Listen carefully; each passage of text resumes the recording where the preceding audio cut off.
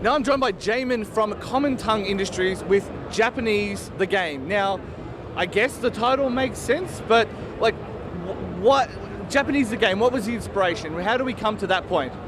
Well, what we had was a Japanese tutor, a Japanese teacher who had a student that was really struggling. The kid had taken Japanese 3 different times and failed. He worked very hard in class. He did all of his homework and he just couldn't pass. Everybody is familiar with the concept of being an auditory learner, a visual learner, a kinesthetic learner. It turned out that this kid was just a hardcore kinesthetic learner, and if he didn't touch it, he didn't learn it. So BJ took flashcards and put points values on the cards and made a game. The kid passed his class in 6 weeks. 5 years of development later, Japanese the Game. We go. So it is an interesting concept. I've studied it in university, and I found that was the hard part. Is just having that, constant, not necessarily repetition, but reference points. Because the more often you play the game, the more often you're going to have to deal with the cards. And is that something that's kind of incorporated into the way the battle system works? Absolutely. Just like Pokemon or Magic the Gathering players don't have to read their cards every time they play them. You play for a while, you know what's on the card.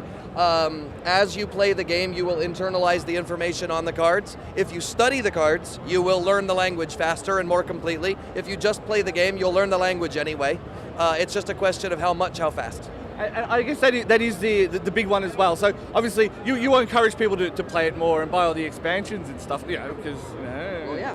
But how's PAX been for you guys? Like, have you seen? Has the crowd been really responsive to the concept and the idea? Well, here we are, 2/3 of the way through the day on day 2, and I'm completely sold out of product. And we thought we brought more than enough. So, we were expecting a big response in Australia, and we got it. Quite a bit more than we bargained for. Thank you very much, Australia. There you go. Well, and I mean, as well as that, the concept seems it would work for different languages. Like, it's not like this would be necessarily limited to Japanese. Yes, you caught me up on that. We haven't actually announced this to the world yet. It's a little Easter egg I keep on the corner of the desk just at PAX Aus to see if anybody noticed. Mandarin the Game doesn't exist yet.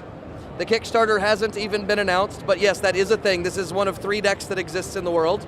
The Kickstarter will be launching shortly, and we are allowing attendees at PAX Australia to pre-order the core deck ahead of the Kickstarter launch to be at the front of the fulfillment line.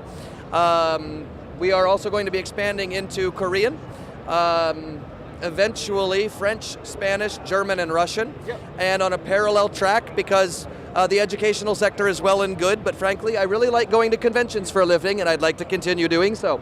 As a thank you to the gamers and the anime fans that took us from a niche educational product to a very successful project, we are also going to be doing Dwarvish, Elvish, Klingon, Vulcan, Valyrian, and Dothraki. So keep your eyes peeled. There's a lot of really interesting stuff coming from Common Tongue Incorporated. Well, Common Tongue, see, that's all in the name. It's all in the name. Anyway.